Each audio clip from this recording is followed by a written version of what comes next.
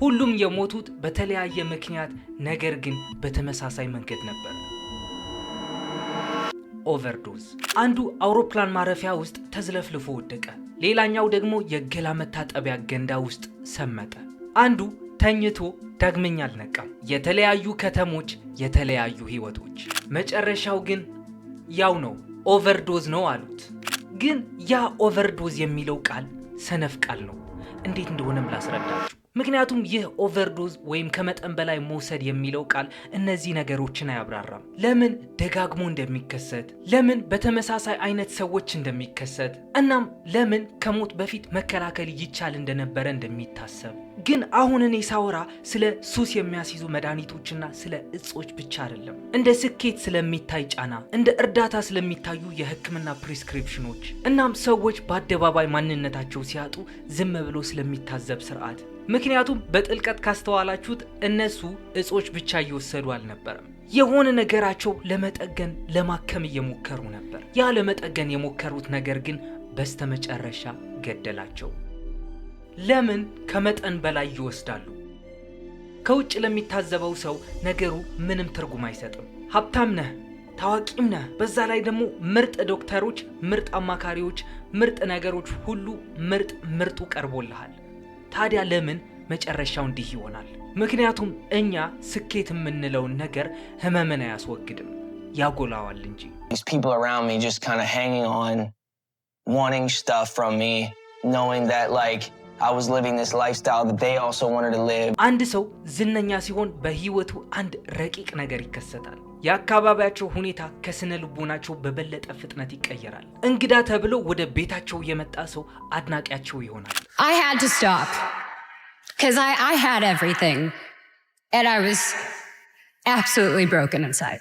ታዋቂ ከመሆን በፊት ጓደኛ የነበረ ሰው ጥለው እንደሄድክ እንዳይሰማው ብለህ ተቀጣሪህ ታደርገዋለህ። እውነተኛ መሆን ማለት ደግሞ ሪል መሆን ደግሞ እንደ አማራጭ ይታያል። እናም ቀስ በቀስ አብዛኛው ሰው ጤናማ ሆኖ ለመቆየት የሚታመንበትን አንድ ቁልፍ ነገር ያጣል። እሱም እውነተኛ አስተያየት ነው። እንደዚህ አይነት ጥፋት በሚሰሩበት ጊዜ ማንም ሰው መጥቶ አቁሙ አይላቸውም። ማንም ሰው መጥቶ ይህ እኮ አደገኛ እየሆነ ነው አይላቸውም።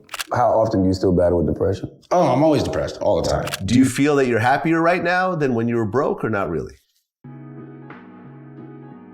Sometimes. ምክንያቱም በዙሪያቸው ያሉ ሰዎች ሁሉ በእነሱ የሚከፈላቸው ናቸው። በእነሱ ላይ ጥገኛ ናቸው። ወይም ደግሞ ያንን የቀረቤታ እድል ላለማጣት የሚፈሩ ናቸው። ስለዚህ ይህ ህይወታቸው ሊያሳጣቸው የሚችል መጥፎ ልማድ ማንም ሰው መቃወም አይፈልግም። እዚህ ፓርት ላይ ደግሞ ብርቅዬ የሆነ ግንዛቤ ወይም የስነ ልቦና እይታ እናገኛለን። በስነ ባህሪ ጥናት ወይም ቢሄቪየራል ሳይኮሎጂ ውስጥ የሽልማት ዑደት መዛባት ወይም ሪዋርድ ሉፕ ዲስቶርሽን የሚባል ጽንሰ ሐሳብ አለ። ይህ ጽንሰ ሐሳብ ደግሞ የተለመደ ሁኔታ የያዘ ነው። ጥረት ሽልማትን ያስገኛል።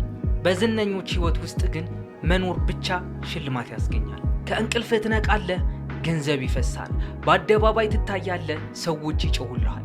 በዚህ ጊዜ አእምሮ አንድ አደገኛ ጥያቄ መጠየቅ ይጀምራል። ውጫዊው ነገር ሁሉ መልካም ከሆነ ለምንድነው ውስጤ ይበልጥ የሚከፋው? እንደዛ አይነት ክፍተት፣ እንደዛ አይነት ጥያቄ በሁላችንም ልብ አለ። ያ ክፍተት ነው እንግዲህ የተለያዩ ሱሶችን እንድናስተናግድ የሚያደርገን። I so badly want to be Catherine Hudson that I don't even want to look like Katy Perry anymore sometimes. Okay. ግን እነዛ ሱሶች ስንወስድ ህይወታችን ለማስተካከል እንጂ ለመበጥበጥ ብለን አልነበረም። እናም እዚህ ጋር ነው እንግዲህ ሰዎች ሁሉንም ነገር የሚሳሳቱት። ምክንያቱም እነሱ የሚያስቡት ይህ ሁሉ ነገር ለመዝናናት ወይም ለመጨፈር ብቻ ይመስላቸዋል። ምክንያቱም እነሱ የሚያስቡት ይህ ሁሉ ነገር የሚፈጠረው ጌት ዳውን ጌት ሃይ ለማለት ብቻ ይመስላቸዋል። ስለዚህ በዚህ የህይወት ደረጃ ላይ ጉዳዩ ስለ መዝናናት አይደለም ማለት ነው።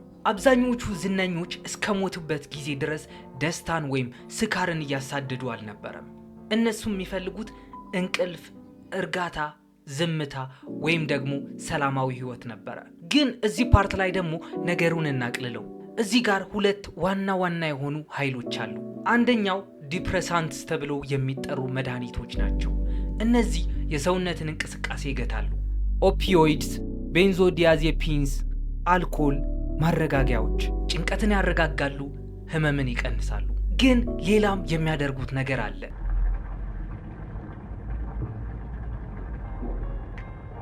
አተነፋፈስን ያቀዘቅዛሉ።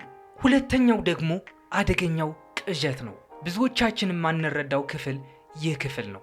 እነዚህን መድኃኒቶች አንድ ላይ ሲወስዷቸው ውጤታቸው ተደራራቢ አይደለም፣ ይልቁንም ይባዛል ማለት ነው። ስለዚህ እነዚህ እንደ ቀልድ የሚወሰዱ መድኃኒቶች አንዲት ተጨማሪን ክፍል ብቻ ለመተኛት ብቻ እየተባለ በዝምታ የሰውነትን ስራ ሊያቆሙ ይችላሉ። በሚረብሽ ሁኔታ አይደለም፣ በሁካታም በአስገራሚ ሁኔታም አይደለም። ልክ እንደ መብራት ስዊች ህይወታችሁን ጥፍት ማድረግ ብቻ ነው። ታህሳስ 2019 አንድ የግል ጄት ቺካጎ ውስጥ ያርፋል። በውስጧም አንድ የ21 ዓመት አርቲስትና ጓደኞቹ አሉ። ይህ ልጅ ገና አስቀድሞ የራሱን ሞት እየተነበየ ነበር። ጁስ ወርልድ ለዓለም ህዝብ የደበቀው ነገር አልነበረውም። ስለ አደንዛዥ እጾች ዘወትር ይናገር ነበረ። ጠልቶት ሳይሆን እንደ መደበኛ የዕለት ተዕለት ተግባሩ አድርጎ ነበር የሚያወራው። እንደሚባለው ከሆነ በየቀኑ በርካታ የሚባል የፐርክሴት ፒል ይወስድ ነበር። ኮዲን ከተባለ መድኃኒት የሚሰራ ሊን የተባለ መጠጥም ያዘወትር ነበር። ይህ መጠጥም ብዙ ኢትዮጵያውያን ታዳጊዎች የስፕራይት ጠርሙስ ላይ ይዘው ታይታችሁ ሊሆን ይችላል። ከለሩ ፒንክ ሆኖ ግን ውጤቱ ደግሞ በጣም እንዲረጋጉ ያደርጋቸዋል። ግን ጁስ ወርልድ እንደዚህ ብሎ ሲያወራ አድናቂዎቹ ይህ ጉዳይ የሚመለከቱት እንደ ብራንዲንግ አድርገው ነበር። ለጁስ ለራሱ ግን በህይወት ለማቆያ የሚጠቀምበት ዘዴ ነበር። የፌዴራል ፖሊሶች ይህች የግል ጄቱ አውሮፕላን ማረፊያ ውስጥ እንደደረሰች እየጠበቁት እንደሆነ ሰማ። ድንጋጤ ውስጥ ገባ። በዚያች ቅጽበትም ህይወቱን የሚያበቃ ውሳኔ ወሰነ። በርካታ የፐርክሴት እንክብሎችን ባንዴ ወሰደ። እናም ከጥቂት ደቂቃዎች በኋላ ይህ ሰው የሚጥል በሽታ እንዳለበት ወይም ሲጀር ውስጥ ገብቶ መሬት ላይ መንፈራፈር ይጀምራል። New details now on the sudden death of rapper Juice WRLD. Rapper Juice WRLD is dead after suffering a seizure at Chicago's Midway Airport. ብዙ ጊዜ በአካባቢያችን እንደምናየው አንድ ሰው የሚጥል በሽታ ካለበት አረፋ ደፍቆ ክርቢትንም ማሽቶ ይነሳል። ነገር ግን ጁስ ወርልድ በዛን ሰዓት ድጋሚ አልተነሳም። ሰዎችም እንዲህ ይላሉ፣ ጁስ ወርልድ የሞተው ኦቨርዶዝ አድርጎ ወይም ከመጠን በላይ ወስዶ ነው ይላሉ። በእርግጥ ከመጠን በላይ ወስዶ ነው ወይስ እነዛ የፌዴራል ፖሊሶች ኪስ ውስጥ እነዛ እንክብሎች እንዳይገኙ ስለፈለገ ለመደበቅ ነበር የወሰደው? በእነሱ ሀገር ህግ ደግሞ እጅህ ላይ ከተገኘ ሐሺሽ ይልቅ ውጠኸው ወይም ኮንሱም ያደረከው ሐሺሽ አያስቀጣም። ስለዚህ ጁስ ወርልድ የወሰደው አማራጭም ይህ ዘዴ ነበር። ግን ደግሞ እዚህ ፓርት ላይ እንዲህ ብለን ሳንጠይቅ ማለፍ የለብንም። ለመሆኑ ያ ሁሉ መጠን ለጁስ ወርልድ መደበኛ የሆነው ለምንድን ነው ብለን? መልሱም ምክንያቱም አንዳንዴ እነዚህ ልጆች ምን እየወሰዱ እንደሆነ በጭራሽ አያውቁም። እናም ስለ ጁስ ወርልድ ህይወት ታሪክ ሰፋ ዘርዘር አድርጌ እንድሰራላችሁ የምትፈልጉ ከሆነ ኮመንት ላይ አሳውቁኝ። እዚህ ጋር ደግሞ ጁስ ወርልድን በ5 ዓመት የሚበልጠው በዝናው ደግሞ ከሱ ማይተናነስ ማክ ሚለርን እናገኛለን። ማክ ሚለር አንድ የታወቀ ነገር እየወሰደ እንደሆነ ነበር ያሰበው፣ ግን አልነበረም። ሲወስዳቸው የነበሩት እንክብሎች ካውንተርፊት ወይም የውሸት ነበሩ። እንዴት ማለት ጥሩ ጥያቄ ነው። እነዚህ እንክብሎች ፌንታኒል የተባለ አደንዛዥ እጽ የተቀላቀለባቸው ነበሩ። ይህ ነገር ደግሞ ምን ያህል ኃይለኛ መሰላችሁ? የተወሰነች ልክ በሚሊግራም የተሳሳተች መጠን እንኳን ብትወስዱ ህይወታችሁ ያበቃለታል። ይህ ደግሞ ሁሉንም ነገር ይቀይረዋል። ምክንያቱም አሁን ጥያቄው ስለ ሱስ መሆን ያቆማል። ጥያቄው ስለ አለመተማመን ወይም አንሰርቴኒቲ ይሆናል። ይሄንን እንድታስቡልኝ እፈልጋለሁ።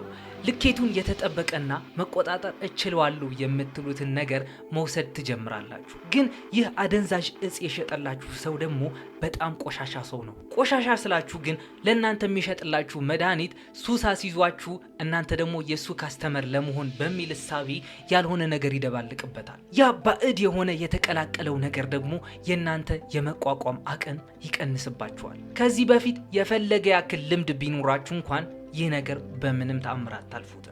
ምክንያቱም ሰውነታችሁ ምንም አይነት ምርጫ አይኖረው። እናም ማክ ሚለር መስከረም 2018 ላይ እሱ ባላሰበው መንገድ ኮኬይን፣ ፌንታኒል እና አልኮል ቀላቅሎ በመጠጣት ህይወቱ ያልፋል። ይህ ደግሞ አክሲደንታል ኦቨርዶዝ ይባላል። What is the emergency? How can we help you? Okay. Are you there with him now? When's the last time you saw him or talked to him? Yesterday, please. Hurry. Stay with me on the line, okay? We're already on the way there now. I'm going to give you instructions. እዚህ ጋር ደግሞ ድምጽ መረዋ የተባለች እጅግ በጣም ውብ የሆነች ዊትኒ ሂውስተንን እናገኛታለን። ዊትኒ ሂውስተን በሁከትና በግርግር አልነበረም የወደቀችው። እሷ ቀስ በቀስ እየረገፈች እየጠፋች ነበር ሄደችው። ለአመታት የዘለቁ የተለያዩ ሱሶች፣ የአካል ድካም፣ የስሜት ጫናዎች ነበሩባት። አንዳንድ ጊዜ ታዋቂ አርቲስት ስትሆኑ የሚሰጣችሁ አማራጭ አንድና አንድ ብቻ ይሆናል። ስጋችሁን ረስታችሁ ነፍሳችሁን ሸጣችሁ ወደ ጥበቡ ዓለም ትገባላችሁ። ዓላማችሁ ገንዘብና ገንዘብ ብቻ ስለሆነ እሱን ለማግኘት ደግሞ በቦሌም መንገድ ትሄዳላችሁ። ግን ደግሞ ዊትኒ ሂውስተንን ከነዚህ አደንዛዥ እጾች ጋር ያስተዋወቃት የድሮ ባለቤቷ ባቢ ብራውን ነበር ይባላል።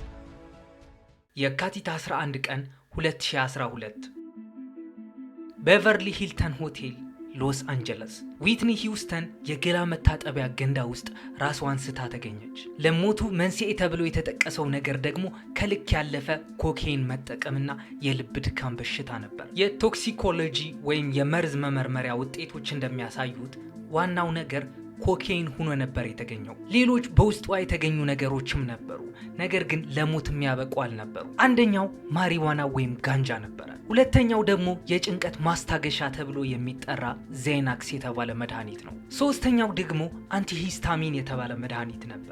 አንቲሂስታሚን መድኃኒት ደግሞ በሰውነታችን የሚመነጭ ሂስታሚን የተባለ ኬሚካል ብሎክ ያደርጋሉ። ይህም የማስነጠስ፣ አይን የማሳከክ እንዲሁም አፍንጫችን እንኳን ንፍጥ ሲመጣበት ምልክት እንዳይሰጥ ያደርጋል። አራተኛ ስትጠቀሙ የነበረው መድኃኒት ደግሞ የጡንቻ ማፍታቻ ወይም ማስል ሪላክሳንትስ የተባሉ መድኃኒቶች ነበሩ። ግን ከነዚህ ውስጥ አንዳቸውም ለሞት የሚዳርግ መጠን በሰውነቷ ውስጥ አልተገኘም። ዋናው ገዳይ የሆነ መንስኤ ግን አንደኛው ኮኬይን፣ ሁለተኛው የረጅም ጊዜ የአካል ጉዳት፣ ሶስተኛው ደግሞ የነበረችበት ገንዳ ውሃ ሞልቶ ስለነበረ ነው። ግን እዚህ ጋር ደግሞ አንድ ነገር እንድትይዙልኝ ይፈልጋለሁ። ዊትኒ ሂውስተን ክራክ የተባለ አደገኛ የሆነ ሐሺሽ ትጠቀም ነበረ ወይ? ለዚህም አጭር መልስ ኮኬይን ትጠቀም እንደነበረ ብዙ ማስረጃዎች አሉ። እንዲሁም ኮኬይን በማጨስ የሚመጡ የአካል ምልክቶች በሬሳ ምርመራው ላይ ታይተዋል። ግን እዚህ ጋር ደግሞ ግልጽ የሆነ ማብራሪያ ልስጣችሁ። ኮኬይን ሲባል በተለያየ መንገድ ነው ጥቅም ላይ የሚውለው። አንደኛው መንገድ በዱቄት መልክ በአፍንጫ በመሳብ ነው። ሁለተኛው ደግሞ ተበጥብጦ በመርፌ ወደ ደም ስር ይወጋል። ሶስተኛው ደግሞ በማጨስ ነው። ግን በማጨስ ስላችሁ ያ ዱቄት ኮኬይን አይደለም የሚጨሰው ራሱ ኮኬይን ሆኖ ነገር ግን በቤኪንግ ሶዳ የተሰራ ኮኬይን ነው። ይህም ሶሊድ ባህሪ ወይም ደረቅ ባህሪ አለው። እነሱ ሲጠሩትም ፍሪ ቤዝ እያሉ ይጠሩታል። ስለዚህ ይህ ደረቅ ሳብስታንስ ወይም ፍሪ ቤዝ ደግሞ ለማጨስ ምቹ ነው።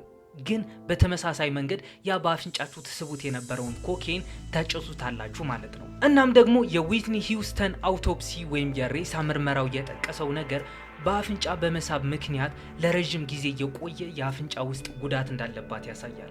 ከዛም በዘለለ በአጠቃላይ የረጅም ጊዜ የኮኬይን ተጠቃሚነትን የሚያሳዩ ምልክቶችም ተገኙባት። ዊትኒ ሂውስተን ክራክ ኮኬይን እንደማትጠቀም በአደባባይ ክዳ ነበረ። በተለይ ደግሞ በኦፕራ ዊንፍሬ ሾው ላይ ቀርባ እኔ ክራክ አልጠቀምም፣ ያ የምሰራው ብር ክራክ ኮኬይን ብቻ አይደለም ይገዛልኝ ከዛ በላይ ይገዛልኛል ስትል ተናገረች። You were freebasing cocaine.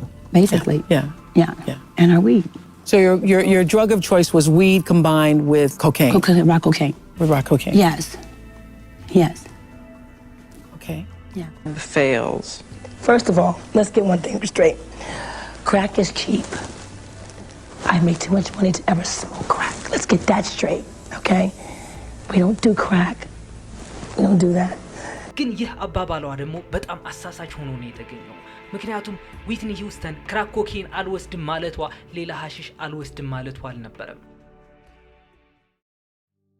እናም እዚህ ፓርት ላይ ደግሞ ጥር 22 2008 ላይ ያረፈው ሂት ሌጀርን እናገኘዋለን። ሂት ሌጀርን የምናውቀው ጆከር ሆኖ ሲተውን ነው። ግን ደግሞ እሱ በአደባባይ ሲዝረከረክ አልታየም። በግርግርም አልተከበበም ነበር። ምንም አይነት ሰበር ዜናዎች፣ የፖሊስ ወረራዎች ወይም አስገራሚ ሲጀሮች ወይም መዝለፍለቦች አልነበሩም። ደ ዳርክ ናይት የተባለውን ፊልም በሚቀረጽበት ወቅት ሂት ለከፍተኛ ስነ ልቦናዊ ጫና ተጋልጦ ነበር። ለገጸ ባህሪው ማለት ደግሞ ለጆከር በጣም ተጨንቆ ነበር። ከፍተኛ የእንቅልፍ እጦትም አጋጥሞት ነበረ። ያ ኢንሶምኒያ የሚባለው ደረጃ ላይም ደርሶ ነበር። ከዛም በዘለለ ከባድ ጭንቀት ዲፕሬሽን ነበረበት። እንዴት እንደሆነ ባላቅም የብሬን ኦቨር ስቲሙሌሽን ወይም የአእምሮ ከከፍተኛ በላይ የመነቃቃት ሁኔታ ውስጥም ገብቶ ነበር። እሱ ከእውነታው ለመሸሽ እየሞከረ አልነበረም። ይልቁንም ካለበት ከፍተኛ የአእምሮ ውጥረት ወደ መረጋጋት ለመመለስ እየሞከረ ነበር። የሂት ሞት መንስኤ የሚከተሉት የሕክምና ማዘዣ መድኃኒቶች ጥምረት ነበር። አንደኛው ኦክሲኮዶን ወይም ሃይድሮኮዶን የተባለ መድኃኒት ነበር። ይህ መድኃኒት በውስጡ ኦፒዮድስ የተባለ ንጥረ ነገር አለው። ህመም ያስታግሳል፣ አእምሮም ያረጋጋል። ነገር ግን በከፍተኛ ሁኔታ ሱስ ውስጥ እንድትገባ ያደርጋል። ሁለተኛው ደግሞ ዲያዜፓም ወይም አልፕራዞላም የሚባል መድኃኒት ነበር። ይህ መድኃኒት ቤንዞዲያዜፒንስ ወይም የጭንቀት ማስታገሻ ተብሎም ይጠራል።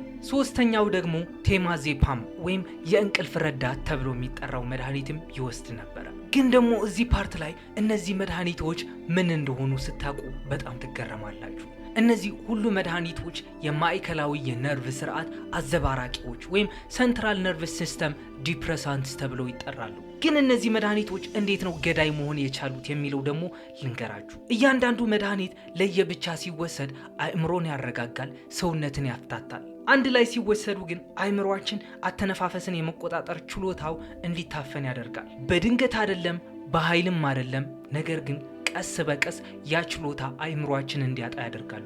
አተነፋፈሳችን ይቆጣጠራል። ወደ ውስጥ የምንስበው ኦክሲጅን እንድንቀንስ ያደርጋል። የአእምሮ ስራ ያዳክማል። ከዛ በኋላ የልብ መዳከም ይመጣል። እንዲህ ከሆነ ደግሞ ሰውነታችን ሪቡት የማድረግ አቅሙ ወይም ድጋሚ የመነሳት አቅሙ ያጣል ማለት ነው። ውሃ የሞላ ገንዳ ውስጥ ከነበራችሁ እዛ ትሰጥማላችሁ። ስለዚህ አእምሮአችሁ ራሱን የማዳን አቅም ያጣል ማለት ነው። ወይም አልጋ ላይ ተኝታችሁ ቢሆን በዛን ሰዓት ቢያስታውካችሁ ያ ትውከታችሁ ቾክ ያደርጋችኋል ወይም ተመልሶ ወደ ሳምባችሁ ይገባል።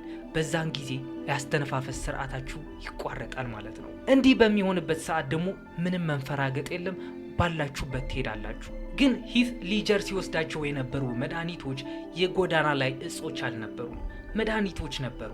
በሐኪም የታዘዙ ልኬታቸው የታወቀ የታመኑ ግን አሁንም ገዳዮች ነበሩ። The actor Heath Ledger was found dead today in an apartment here in New York City. He was just 28 years old. The Australian-born actor came to huge prominence after his powerful performance in the film Brokeback Mountain. እዚህ ጋርም እርዳታ ራሱም አደጋ መሆን ይችላል ወደሚል መደምደሚያ እንመጣለን። ግን ማቲው ፔሪን አንረሳውም። ማቲው ፔሪ ከሱስ ለመላቀቅ ለአመታት ታግሏል። ሱስን በመዋጋት ረጅም ጊዜ አሳልፏል። ለሰዎችም ይህ መንገድ ምን ያህል አደገኛ እንደሆነ ለአመታት ሲናገር ኖረዋል። የገዛ መኖሪያ ቤቱም ለሱሰኞች ማገገሚያ ብሎ ሰጥቷል። ምክንያቱም ህይወቱን በደንብ ያውቀዋል። ግን ማቲው ፔሪ ምን ገጠመው? ማቲው በረጅም ጊዜ የኦፒዮድ ሱስ ውስጥ አልፏል። ከባድ የድብርት ወይም የዲፕሬሽን በሽታም ነበረበት። ቀጣይነት ያላቸው የህክምና ሙከራዎችም አድርጓል። እሱ ሃይ ለመሆን እየሞከረ አልነበረም፣ ወይም ደስተኛ ለመሆን እየሞከረ አልነበረም። እሱ እረፍት ወይም ሪሊፍ የሚባለውን ነገር እየፈለገ ነበር። የሱ ሞት ዋናው መንስኤ የሚሆነው ኬታሚን የሚባለው መድኃኒት ነው። ይህ መድኃኒት መጀመሪያ ላይ የተዘጋጀው እንደ አነስቴቲክ ወይም እንደ ማደንዘዣ ነበር። አሁን ደግሞ ለህክምና አገልግሎት የሚውለው በተለመደው ህክምና ሊሻሻል ላልቻለ ድብርት ወይም ትሪትመንት ሬዚስታንት ዲፕሬሽን ጥቅም ይውላል። ኬታሚን እንዴት ይሰራል ካላችሁኝ፣ ኬታሚን እንደ ኦፒዮድስ አይደለም። አእምሮአችሁን ከሰውነታችሁ ነው የሚነጥልላችሁ። የአመለካከት ስሜት ወይም ፐርሰፕሽንም ይቀይራል። ዝም ብላችሁ ቁጭ ባላችሁበት ቦታ ሰውነታችሁ እየተንሳፈፈ እንዳለ አይነት ስሜት ይሰጣችኋል። ይህ መድኃኒት መጠኑ በደንብ ተረጋግጦ ነው ለሚያስፈልገው ሰው የሚሰጠው። ነገር ግን መጠኑ በትንሽ ቢያልፍ ያ ሰው ህይወቱ ያበቃለታል። ግን በማቲው ፔሪ ህይወት ምንድነው የተበላሸው? ፍሬንድስ የሚለው ተከታታይ ቲቪ ሾው በሚቀረጽበት ሰዓት እንኳን 3 ምዕራፎች እንደተቀረጸ ትዝ አይለውም። ምክንያቱም ይህ ሰው ለረጅም ዓመታት ግራ መጋባት ውስጥ ነበር።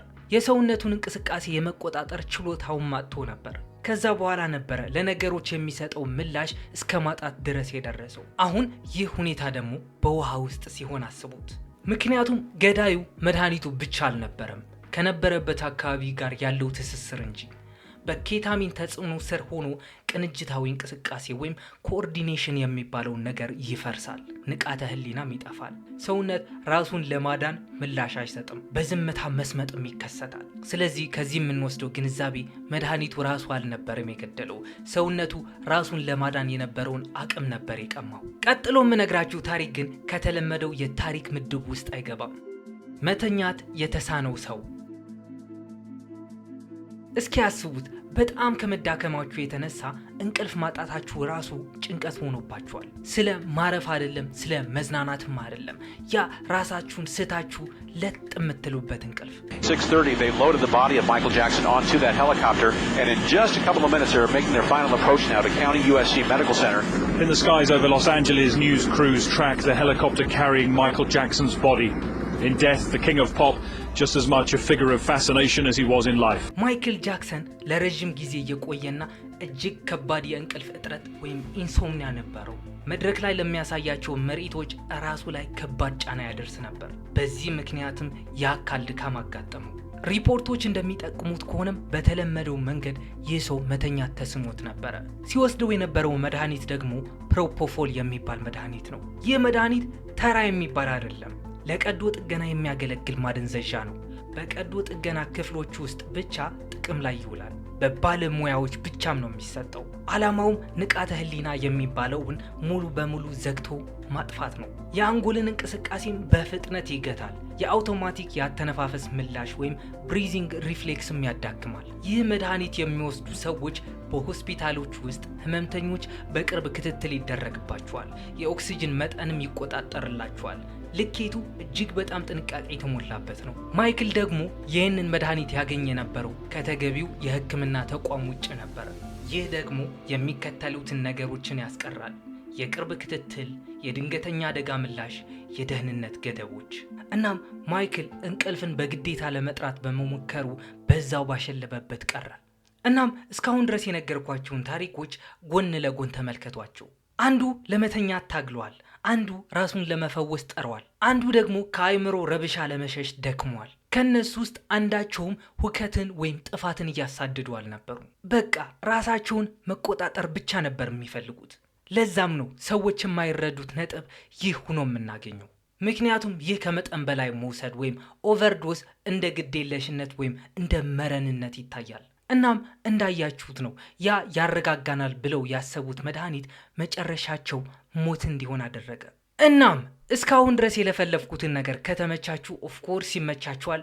ይህ ቪዲዮ እስካሁን ድረስ ቁጭ ብላችሁ እያያችሁት ከሆነ ላይክ ያላደረጋችሁ ሰዎች ላይክ፣ ሰብስክራይብ ያላደረጋችሁ ሰዎችም ሰብስክራይብ አድርጉ።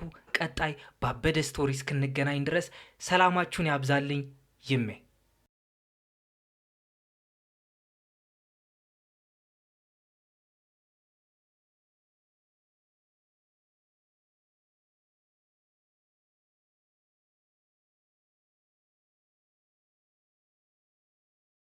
Thank you.